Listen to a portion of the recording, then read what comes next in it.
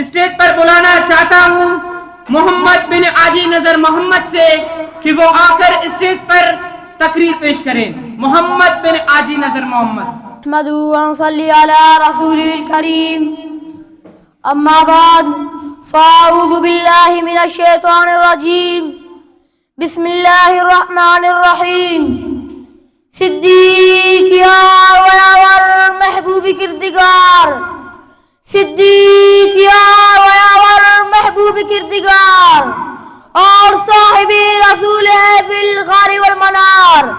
صدیق پیشتر ہوئی داخل جو غار میں، یہ دلیل و قیم برہان آشکار.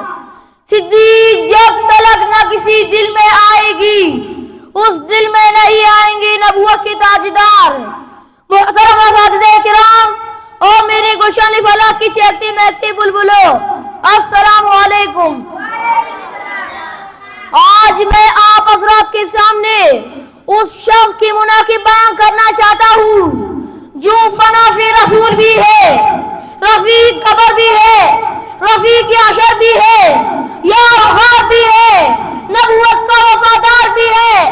علامہ ابن حجر مکی لکھتے ہیں صدیق کی ولادت پر عاطف نے آسمان سے آواز دی، آواز آئی کہ اللہ کے بندے یہی ابو بکر صدیق ہے جس کا نام عبداللہ ہے، ان کی والد کا نام ابو قحافہ عثمان ہے، کنیت ابو بکر ہے، لقب عتیق و صدیق ہے، مشہور محمد کا رفیق ہے. یہی وہ بچہ ہے جو آخری نبی کا قیامت تک رفیق ہے. یہی ابو بکر صدیق ہے جو وفی رسول ہے. سامعین توجہ کیجئے، پورے صحابہ میں افضل اعلیٰ بالا سب سے پہلا نبی پاک کا رفیق، مصطفیٰ کا وزیر، مصطفیٰ کا مشیر، مصطفیٰ کا محافظ ابو بکر صدیق ہے. پورے کائنات میں شہید بہت ہے، بہادر بہت ہے، محدث بہت ہے، مفسر بہت ہے، عالم بہت ہے، حجاج بہت ہے، مفتی بہت ہے، مگر صدیق ایک ہے. سامعین گرامی،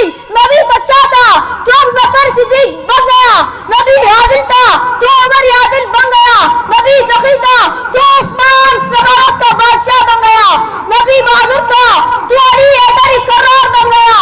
بہادر حضرت خالد بھی ہے، حضرت فاروق بھی ہے، مگر صدیق ایک ہے. سامعین گرامی، جی ہاں، مجھے کہنے دیجئے کون صدیق اکبر؟